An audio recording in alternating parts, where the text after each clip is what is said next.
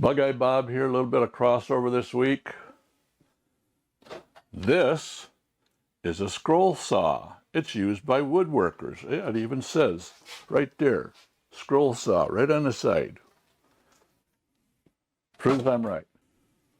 This is a piece of hardboard. Basically, it's finely powdered wood that is pressed and glued together and slightly burnt, which is why it's a darker brown, into sheets. This came from pack material of these red shelves I have. Most people would just probably throw that stuff away, but not me. Because I use the scroll saw to chop up pieces of that stuff like this to make, after I've made patterns like this, to make a 1/8 inch thick pattern like this, to cut out a piece of steel to fit right in here to fix that. To cut that piece of steel out, I am going to use a torch that looks like this. This is a plasma torch. It shoots out a jet of ionized gas at about 40,000 degrees Fahrenheit, 22,000 degrees centigrade, which is actually hotter than the surface of the sun, which is around 10,000 degrees Fahrenheit or 5,500 degrees centigrade. So I'm going to use that super hot jet of gas and use this piece of wood as a pattern to cut out this piece of metal. Just like this.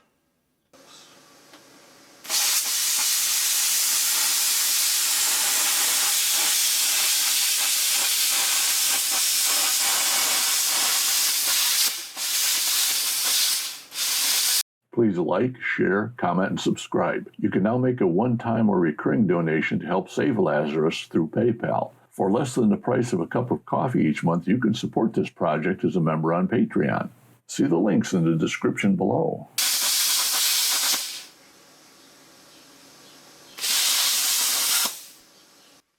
Actually helps if you stay close to the pattern, but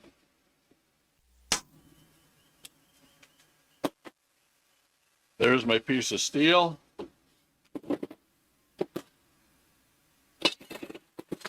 There's my wood pattern. Wood pattern is not even scorched.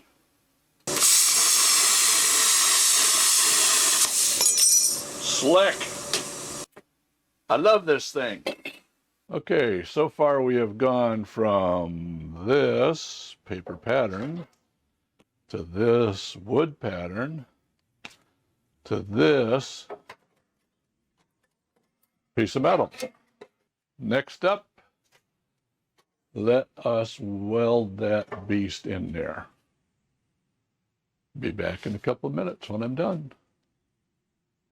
Well, that piece, as you can see, is welded in. And I will be the first to admit that my welds are more Jackson Pollocky than they are Rubenesque. But I'm pretty damn sure that that's going to stay in there and slather it all down with shitloads of seam sealer. And I don't think there's any water that's going to get back up through there again. So we're going to call that done, folks. So I've gone around, I've ground down most of these plug welds. Some of them aren't totally ground down yet. Then I went around with a backlight and started looking for holes, and wherever I found a hole, I made a little mark. Then I came back and tried to drill that out. The reason being I want to get all of the paint and stuff out of that hole so that I can plug it up. These two holes back here, let me go like this. These two holes right here I've marked leave. I thought they were supposed to be in there. Those are actually places where I checked on the other side. Screws actually go in there and bolts go in here. And that's to hook things. I'm suspecting it's gas pedal, brake pedal, clutch pedal, all of that sort of stuff gets mounted on these holes here. So I want to leave those. I've got holes down along here that I need to patch up. And I've gone around on the other side, marked holes here because sometimes I could see the light going, from the sometimes I could put the light here and see it on the other side and not see light coming through. But if I came from that side this way, I could see light coming through. So that's why I've done some of these things here. And I've done that around on other parts of the body. You can see there's a couple right there that I've done. And so, yeah, there's just a bunch of little holes I've got to plug weld up. And I will be back after I get those all done. Went back in, did touch up welds and all in here. Got every hole that I could find. And of course, I went through and got every one I could find and then had to go back and get more that I found, like these two here. And then more like this here. And then after going through all of those, I went and got the TIG torch out. And this was originally done with my MIG welder with 030 wire. I didn't like the way it turned out. It was rough. It still had a lot of holes. So I grabbed my new small TIG torch and went in and cleaned this up here and here.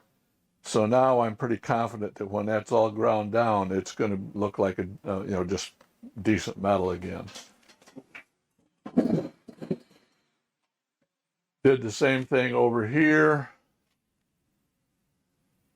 Unfortunately, this spot right here I blew out, and this spot right here I also blew out.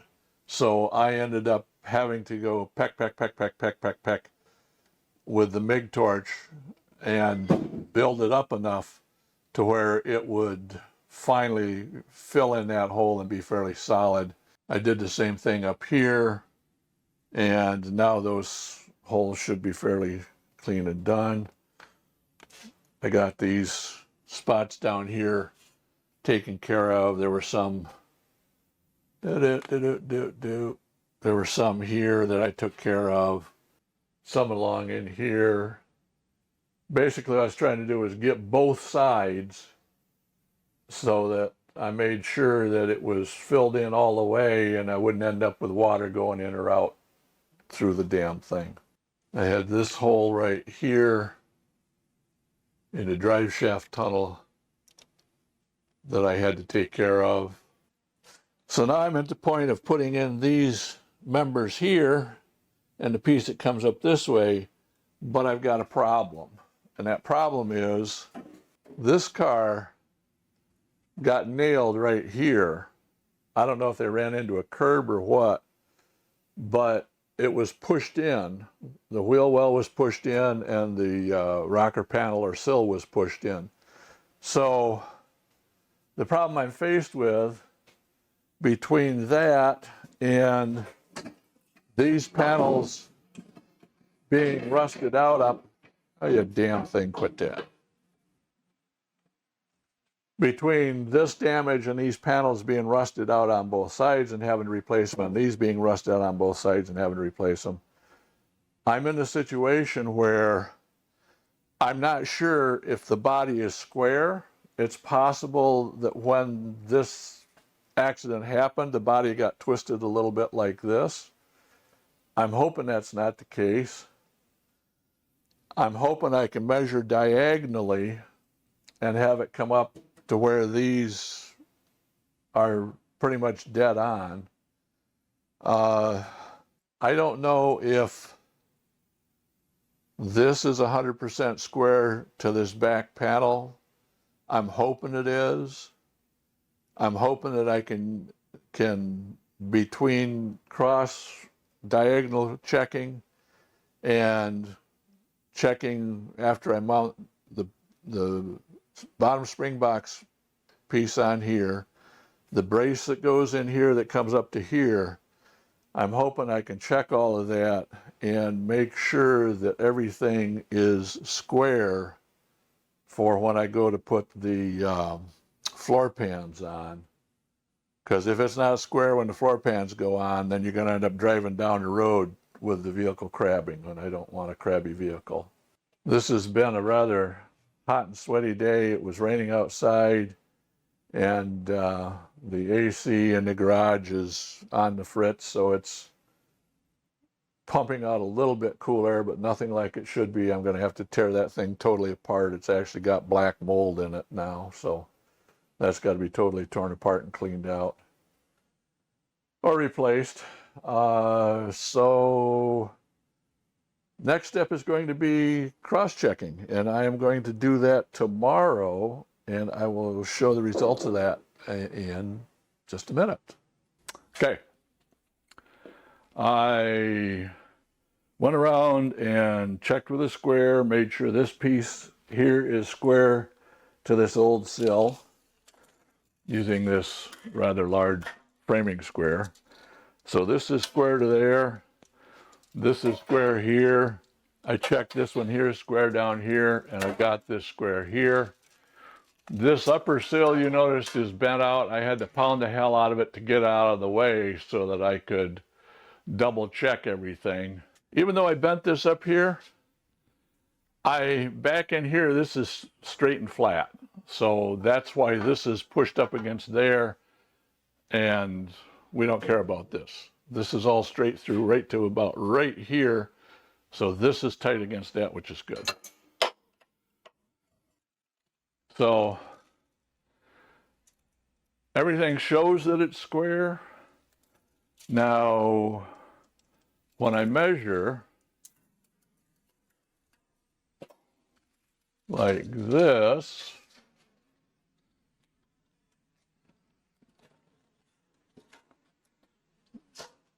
and I'm measuring to this little tab right here,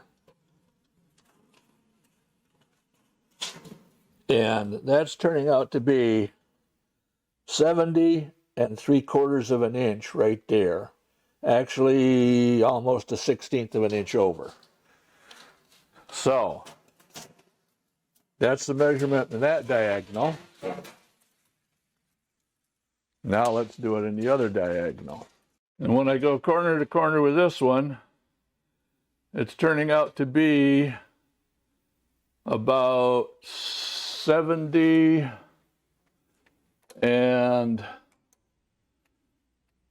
3/4 and maybe an extra 1/16 of an inch. So right there's 70 3/4. It might be a 1/16 of an inch longer than the way in the other direction. But it appears to me as though the body right now is square. So that's good news. So the next thing I'm going to do is I'm going to weld in the floor reinforcements that go from here to here. And I think I'm going to have to cut this piece out to do it, maybe not. All right, so that's going to wrap it up for this video. As usual, like, comment, subscribe, all those wonderful things that help the channel. Have any questions, please hit me with questions. I actually, one of the things I learned years ago teaching college was that I learned a tremendous amount from the questions that were asked of me, because sometimes I just had to go look information up. Sometimes there was information that I was aware of, but hadn't really sunk into my head until somebody asked the right question. It was kind of like, oh, the keys come together, that fits, now I understand it. So questions, please pop them in there. As I said, like, share, subscribe. Go over to Patreon, join up for the $4 a month if you can. Donate through PayPal if you want to make a one-time donation. We're at the point where this is going to get more and more expensive to do. I'm thinking of starting a GoFundMe. Let me know what you think about that, folks. I know other people have started GoFundMes for car restorations. So let me know what you guys think. Is it a good idea to start a GoFundMe on this? Let me know. And until next week, or next video, which hopefully will be out next week, you folks have a fantastic life, and thanks for watching, and we will see you next time. BugeyeBob, over and out.